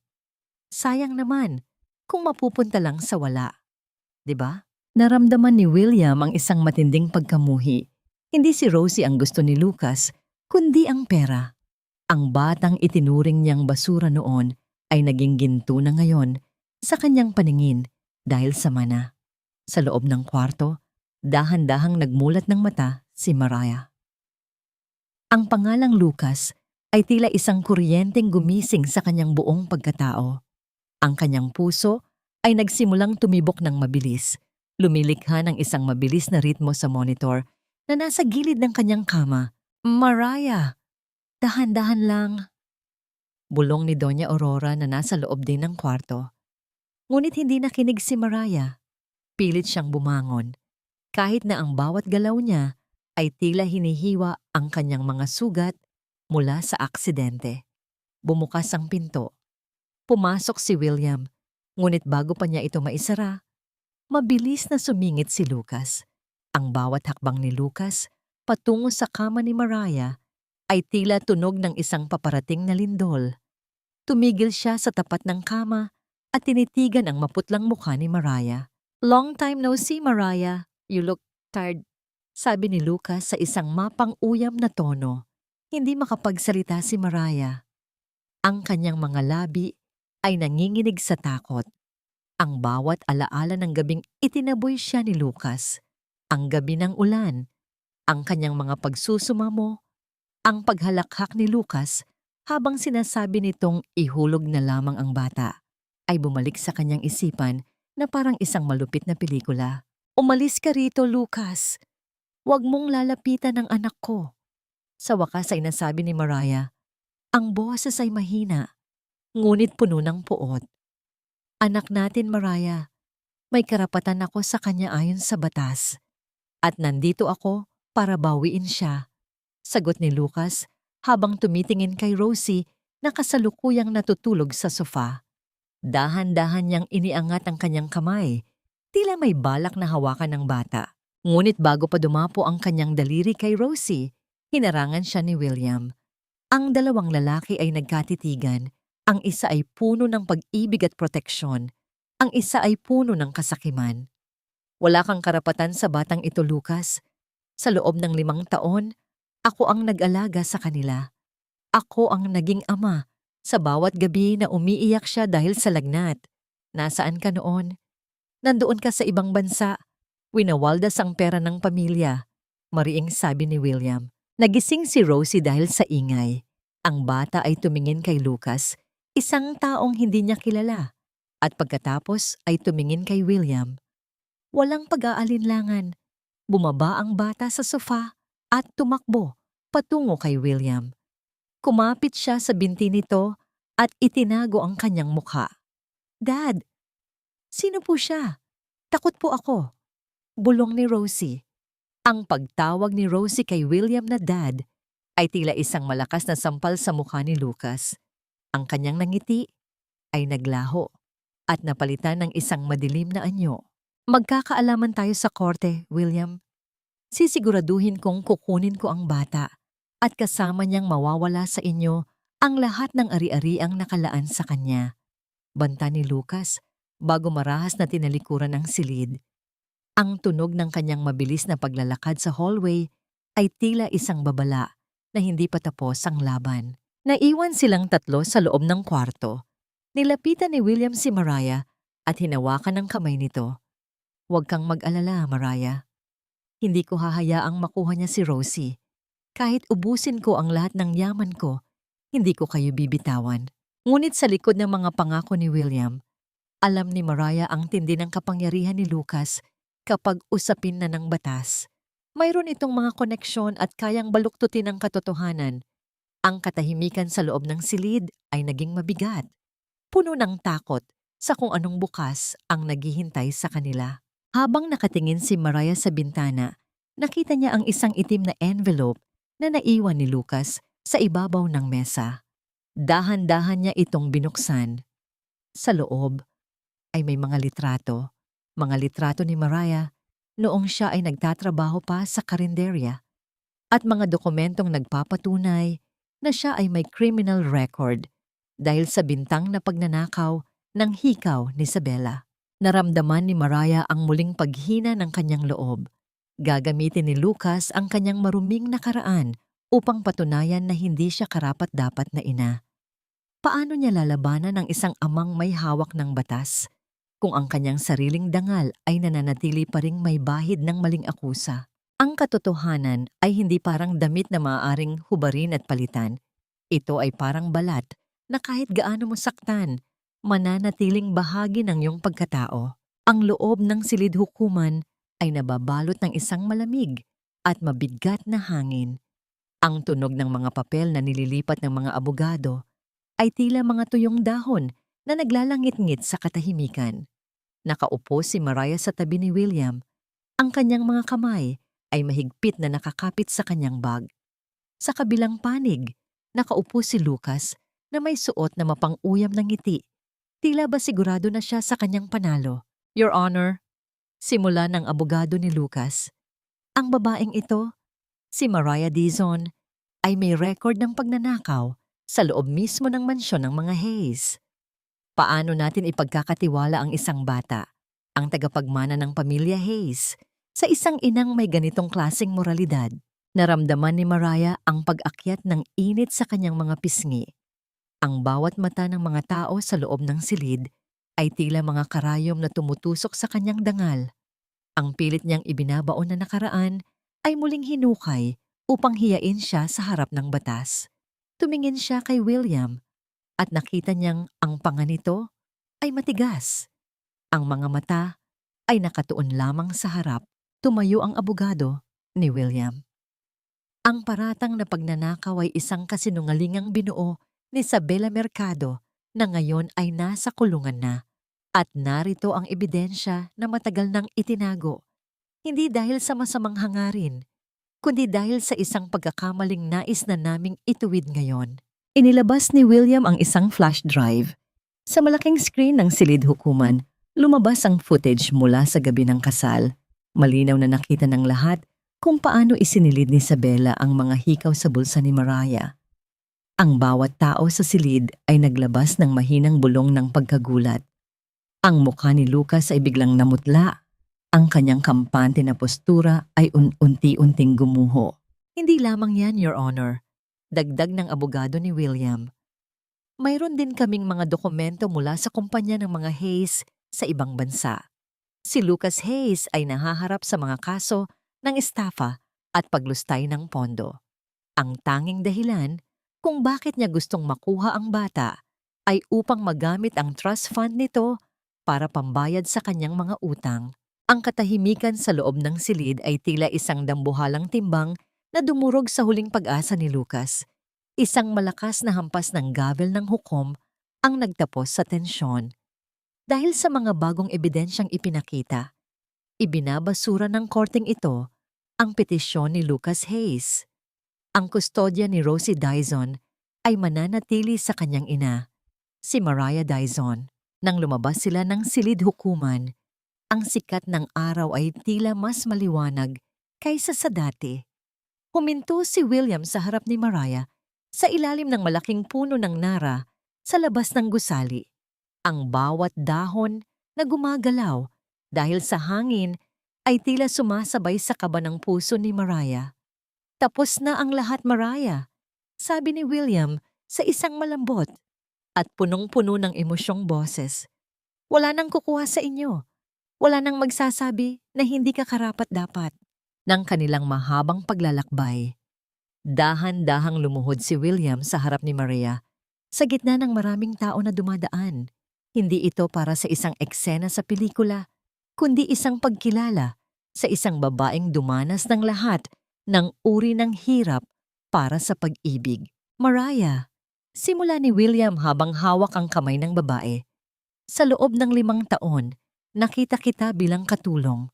Pagkatapos, nakita kita bilang isang ina. At ngayon, nakikita kita bilang ang tanging babaeng gusto kong makasama sa pagbuo ng isang tunay na tahanan. Hindi na ako hihingi ng patawad sa pamamagitan ng salapi.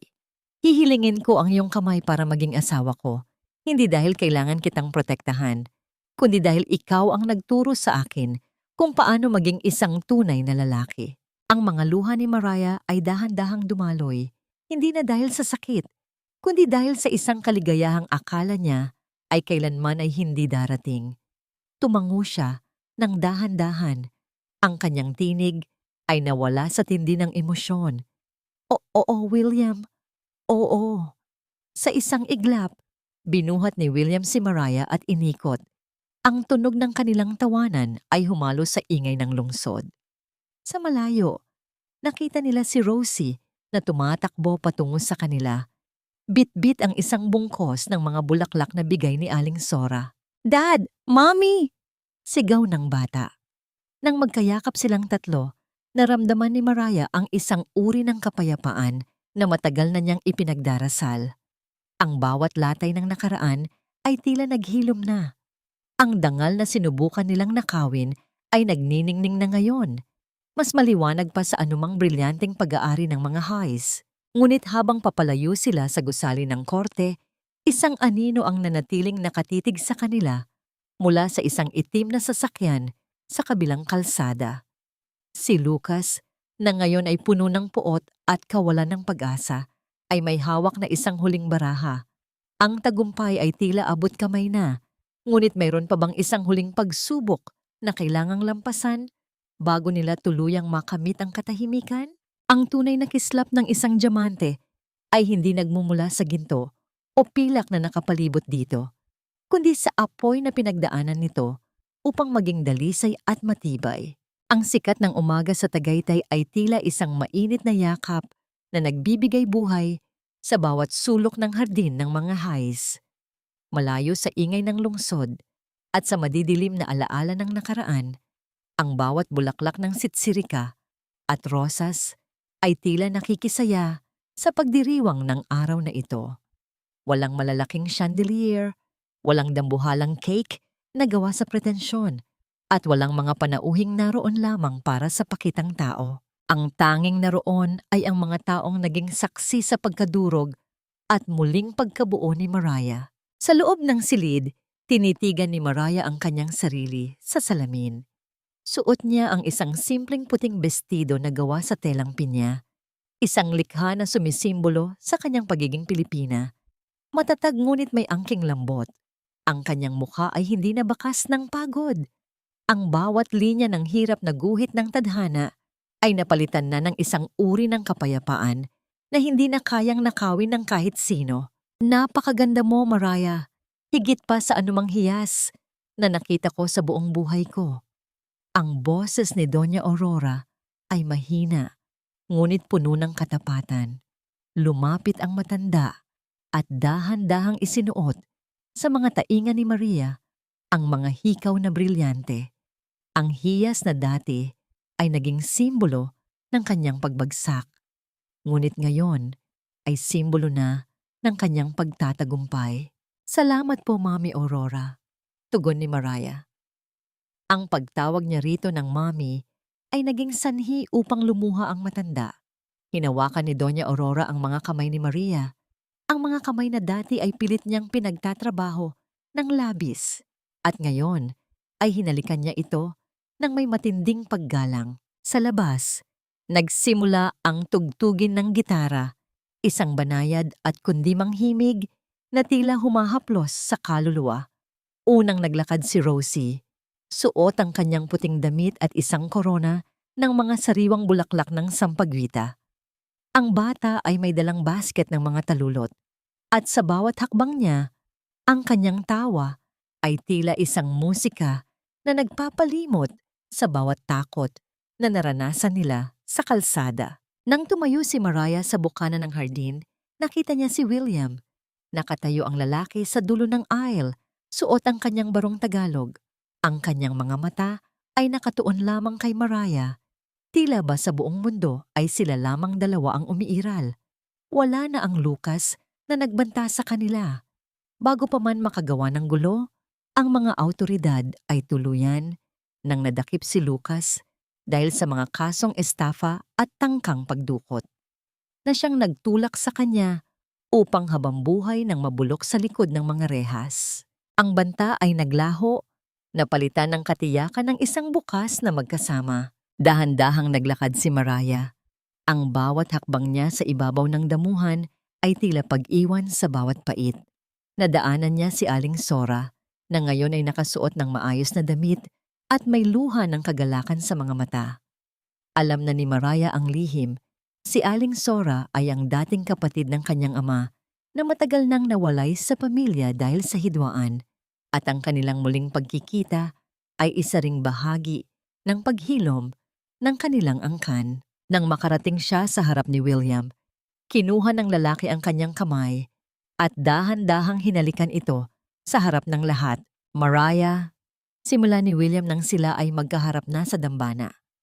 Ipinangako ko noon na poprotektahan kita, ngunit sa katunayan, ikaw ang nagprotekta sa akin. Iniligtas mo ako mula sa pagiging isang lalaking walang puso at puno ng pagmamalaki. Mula sa araw na ito, hindi ka na maglalakad ng mag-isa sa ulan. Ako ang magiging silong mo, ang iyong tahanan at ang iyong katarungan. Ang mga panata ni Mariah ay maikli lamang, ngunit naging sanhi ito upang ang bawat panauhin ay mapaluha. William, sa bawat pagsubok na dinaanan ko, ang tanging dalangin ko lang ay ang makita ang aking anak na nakangiti. Hindi ko akalain na ibibigay ng Diyos ang higit pa roon. Ang isang lalaking titingin sa akin, hindi bilang isang katulong, kundi bilang isang reyna ng kanyang puso. Tinatanggap kita, hindi dahil sa iyong yaman, kundi dahil sa yaman ng iyong kaluluwa, ng kanilang pag-iisang dibdib. Matapos ang palitan ng mga sing-sing, tinawag ni William si Rosie upang lumapit sa kanila. Binuhat ni William ang bata at niyakap silang dalawa ni Maria. Sa gitna ng seremonya, ang tatlo ay naging isa. Isang pamilyang binuo ng pagpapakasakit, katotohanan, at wagas na pag-ibig. Sa sumunod na salo-salo, simple lamang ang handaan. Ang cake ay isang maliit na puting cake na pinalamutian ng mga sariwang bulaklak. Dahan-dahang lumapit si Rosie, gaya ng ginawa niya noong nakaraang buwan, at tinangka muling abutin ang isang bulaklak sa cake. Ngunit sa pagkakataong ito, walang sumigaw, walang nanakit. Sige anak, kunin mo ang gusto mo. Sa'yo ang lahat ng ito, nakangiting sabi ni William habang pinapanood ang bata. Kinuha ni Rosie ang bulaklak at ibinigay ito kay Mariah. Para sa'yo po, Nay. Happy ka na po? Tanong ng bata. Oo, anak. Sobrang saya na ni Nanay. Sagot ni Mariah sabay halik sa noo ng bata. Habang lumulubog ang araw, naglalakad ang tatlo sa dalampasigan malapit sa kanilang bagong bahay sa probinsya. Ang kulay kahil na langit ay tumatama sa tubig. Lumilikha ng isang kislap na tila mga diamanteng nagkalat sa dagat. Ang bawat bakas ng kanilang mga paa sa buhangin ay unti-unting binubura ng alon. Tila sinasabi na ang mga hapdi ng kahapon ay tuluyan ng kinuha ng dagat at hindi na muling babalik. Si Isabella sa loob ng kanyang madilim na selda ay narinig ang tunog ng mga kampana ng simbahan mula sa malayo. Sa unang pagkakataon, naramdaman niya ang bigat ng kanyang mga pagkakasala. Ang bawat kasinungalingan ay naging isang dambuhalang pader na naghihiwalay sa kanya sa mundo ng liwanag. Ang kanyang karma ay hindi lamang ang rehas, kundi ang kalungkutang dala ng kanyang sariling gawa. Tumingin si Mariah kay William at pagkatapos ay sa malawak na karagatan. Napagtanto niya na ang buhay ay parang kristal. Maaari itong madungisan at mabasag, ngunit kung ito ay muling bubuuin ng may pagmamahal at katotohanan, ito ay magniningning ng higit pa kaysa sa dati. Salamat, William, bulong ni Mariah habang isinasandal ang kanyang ulo sa balikat ng asawa. Wala nang salamat, Mariah. Pag-ibig na lang, sagot ni William. Doon, sa ilalim ng dambuhalang langit na unti-unting napupuno ng mga bituin, ang pamilya Hayes Dizon ay nanatiling nakatayo, matatag, malinis, at puno ng pag-asa. Ang kwento ng katulong na itinaboy ay natapos na at ang kwento ng reynang nagpatawad at nagmahal ay nagsisimula pa lamang. Ang bawat dapit hapon ay hindi dulo ng liwanag, kundi isang pangako na ang bawat pagod at sakit ng maghapon ay papatayin ng isang mahimbing na pahinga at mas masayang bukas. 3 taon na ang lumipas, simula ng huling marinig ni Mariah ang matatalim na salita ni Isabella at ang nakabibinging tunog ng mabilis na sasakyan sa kalsada. Ngayon, sa malawak na beranda ng kanilang bahay sa Tagaytay, ang tanging maririnig ay ang marahang pagaspas ng mga dahon at ang masayang tawanan ni Rosie na naglalaro sa hardin. Ang hangin ay amoy kape at sariwang lupa, mga amoy na nagpapaalala kay Mariah na siya ay gising na mula sa mahabang bangungot. Tiningnan ni Mariah ang kanyang mga palad. Mayroon pa ring mga kalyo ang mga ito mula sa paghahalaman at pag-aalaga sa kanyang pamilya. Ngunit hindi na niya ito ikinahihiya. Para sa kanya, ang bawat kalyo ay isang medalya ng kanyang pakikipaglaban. Ang kanyang mga kamay, na dati ay ginamit lamang sa paglilinis ng dumi ng iba, ngayon ay ginagamit na niya sa pagbuo ng sarili niyang pangarap bilang isang manunulat ng mga kwentong pambata. Lumapit si William sa kanya. Dala ang isang makapal na kumot na dahan-dahan niyang ipinatong sa balikat ni Mariah. Malalim na naman ang iniisip ng asawa ko. Bulong ni William. Sabay halik sa kanyang sentido. Iniisip mo ba ang nakaraan? Iniisip ko lang kung gaano kadaya ang tadhana. Kung minsan, William. Sagot ni Mariah habang isinasandal ang kanyang ulo sa dibdib ng asawa. Kailangan nating madurog ng paulit-ulit para lang malaman kung gaano tayo katibay. Pero sa huli, sapat na ang katahimikang ito. Napag-alaman ni Mariah na si Isabela ay nananatili pa rin sa loob ng pasilidad para sa mga may karamdaman sa pag-iisip habang pinagsisilbihan ang kanyang sentensya. Sa bawat sulat na natatanggap ni William mula sa mga abogado, nalaman nilang nawala na ang lahat kay Isabela, ang kanyang yaman, ang kanyang kagandahan, at ang kanyang katinuan. Ang puot na itinanim nito ay ang mismong lason na pumatay sa sarili nitong kaluluwa. Si Lucas naman ay tuluyan ng nabulok sa bilangguan, isang anino ng nakaraan na hindi na muling makakaabot sa kanila. Si Doña Aurora ay naging isang aktibong donor para sa mga bahay ampunan at mga organisasyong tumutulong sa mga biktima ng pang-aabuso. Ang matandang babae na dati ay sumasamba sa brilyante ay natutunan ng makita ang ningning sa mga mata ng mga batang kalsada. Isang beses sa isang linggo, bumibisita ang matanda sa kanila. Dala ang mga lutong pagkain na siya mismo ang naghanda. Isang paraan ng kanyang patuloy na paghingi ng patawad. Dito masasagot ang 3 katanungan ng kanilang paglalakbay. Una, napatawad na ba ni Mariah ang lahat? Ang sagot ay oo, ngunit hindi dahil nakalimutan na niya ang sakit.